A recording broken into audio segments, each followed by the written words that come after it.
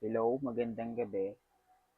Ang video na 'to ay is demo lamang para paano gamitin ang advanced lending monitoring.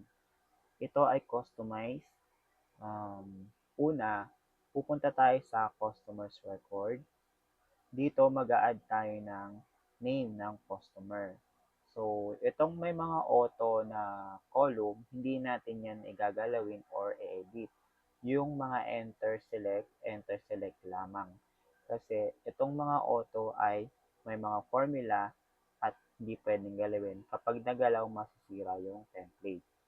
So, mag-add tayo ng another record. Halimbawa, friends, palayaw ko, Laudenyo. Kasi kanina nag-record ako, mali yung na-record. So, next is, ano yung select natin yung sex, male. Nung napansin nyo, nung pag-enter ko, automatic na-generate yung CID o yung customer ID. So, yun yung kagandahan ng template. And then, address, Makati. Contact number, 1234.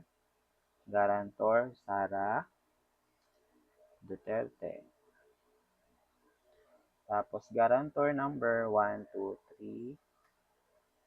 Tsaka, yan. So, mapapansin nyo, number of times borrowed. 0 dahil wala pa tayong record dito sa borrowers. Next is, pupunta na tayo after natin mag-input ng customer's record or information. Kung hihiram na siya, dito tayo mag-i-input sa borrower's record. So, i-click nyo yung borrower's record na sheet. And then, again, yung may mga auto, hindi natin i-edit. Yung mga select lang at yung enter. So, dito karamihan ay auto. So, wala tayong gagalawin, kundi yung mga select lang at may enter. Ito, enter. So, di ba, doon sa customer's record, nag-generate ng CID, yun na yung hahanapin natin dito sa borrower's record. So, ginawa ko to para maging accurate at walang uh, inaccuracy sa pag input ng information. So, doon sa borrower's record, hahanapin natin yung name or yung CID ng customer. So, select natin dito sa CID, C7. And then, automatic mag-search yung template natin ng information noong may CID number or customer ID na yon. So, mag-generate din siya ng BID or yung borrower's ID na gagamitin natin sa payment. So, mamaya na tayo pupunta sa payment and ito yung pinaka magandang part ng lending na monitoring. So, borrow date, double click or pwedeng i-type. So, mas maganda double click kapag gumagamit ng computer. So, 27, magkano yung loan amount? Halimbawa, 15,000. So, ibahin na lang natin. Huwag kagaya sa taas. Tapos, ilang percent? Let's say, 15. So, yan. So, pagka-enter nyo ng loan amount at saka interest, automatic ipo-compute yung total interest. And then, automatic na rin i-compute yung total amount due. So, pinag-add niya lang itong loan, principal amount, tsaka itong total interest, kaya naging 23,000. Ngayon, ilang term or months niya babayaran? Let's say, 10 months lang. So, i-compute din ng template yung magiging monthly amortization.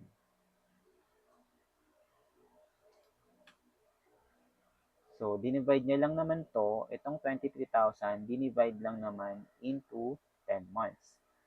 And then, from date na nag-borrow siya, i-compute niya yung magiging first payment date, which is February 3, and from February 3, magka-count yan ng 10 months, and ang magiging result niyan ay magiging December 8, 2025. So, next is total number of payments, 0, kasi wala pa naman tayong binabayad dito. And loan amount, 0 din, wala pa rin tayong binabayad. And then, so ang balance niya is 23,000 pa din. And walang interest payment dahil wala pa naman tayong nilalagay sa late payment. So, wala pa rin, 0 pa yan. So, let's say magbabayad na ako. So, tatandaan lagi na kung payment, BID yung isi-search. Kung borrowers, CID yung isi-search. So, madali lang siya actually. So, habang magbabayad na ako, so B7 yung BID ni Renz. So, automatic niyang isi-search or itong name ko at automatic siyang mag-generate ng payment ID number. And isi-search niya yung magiging monthly amortization. And then again, kung magbabayad siya, i-double click lang yung date at saka i-select nyo kung paid. Ayan. And then, babalik tayo dito sa borrower's record. Yung kaninang puro 0 ay magkakaroon ng naman. So, ang nangyari, nagkaroon tayo ng number of payments na isa, and then, loan payment natin, ito yung binayaran natin, 2,3, at saka yung maging balance is, ito. So, ang nangyari dyan is, itong total amount due, niles si 2,3 yung payment na ginawa natin, kaya naging 20,700. And wala tayong interest rate payment dahil wala tayong late payment. So, let's say lalagyan natin siya ng late payment. So, isi-select nyo lang yung borrower's ID and mag-generate siya ng late payment ID. And automatic yung isi-search yung name and lalabas yung amortization and kailan siya na late payment and ilang percent yung i-apply nyo. Let's say 5%. Bahala na kayo. And then paid. Check.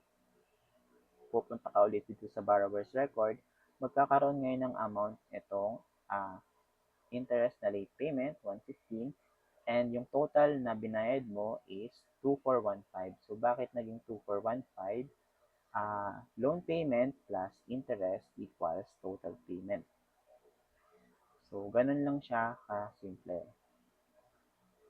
Okay? And then, sa savings, ito yung ni-request ni sir na bali customize na kasi ito. So, dito, let's say mag-a-add tayo ng user or customer. Let's say rents. Ito, separate na to. Wala na itong kinalaman doon sa lending. This is manual. Pero yung computation ay automatic. So, yan. Etong auto, no need na i-enter. Kapag may value ito, automatic magkaka-number dito. And ika-count, yung count nito is dito lalabas. So, let's say nag-join ako today. And ito is auto-auto. So, leave na natin yan. So, magkakalaman yan kapag pumunta tayo dito sa payment log. Yung payment log, dito natin ilalagay yung binayaran ng ating customer. So, let's say, kung naghulog ako, so dito, lahat ng list na nandito ay lalabas dito. So, isa-select lang natin, Rents Laudenio, and then, kailan siya magbabayad, let's say, today, magkano babayaran niya, let's say, 200. So, lalabas dito. So, itong si Rents Laudenio, number of payments niya, isa pa lang siya. So, pabalik tayo sa customer info, ang total na savings niya ay 200, number of payments niya ay isa. So, let's say magbabayad ulit tayo or maghuhulog tayo, isa-select lang natin yung name niya, tapos yung date, kung kailan siya nagbayad. So, ibahin natin ng konti, let's say 29, tapos 200 ulit. So, number of payments na ginawa niya is dalawa, at ang total amount na binayaran niya is 400. So, dapat dito sa customer info, 400 at number of payments ay dalawa. Okay? So, dito naman sa dashboard, ito yung pinaka-summarize na ng ating lending. So, ilan yung male, babae, ilan yung paid, ilan yung hindi nagbayad, ilan yung paid, ilan yung hindi nagbayad, tsaka ilan pa yung ilan yung nakolekta at ilan pa yung kokolektahin. And then, monthly amortization, ito yung total paid, unpaid. Itong green na dark ay paid yan. Yung hindi nagbayad ay unpaid. Dito lalabas yung late payment, saka dito yung missed payment. So, yun lang. Napakadali lang itong gamitin. Kung may hindi naintindihan, i-chat nyo lang ako sa aking Facebook page, sa TikTok, at saka sa Rocket PH. Iisa lang naman yung isi-search nyo, Lawrence Laudenio Digital. So, yun lang. Thank you sa pag-avail ng aking service and God bless.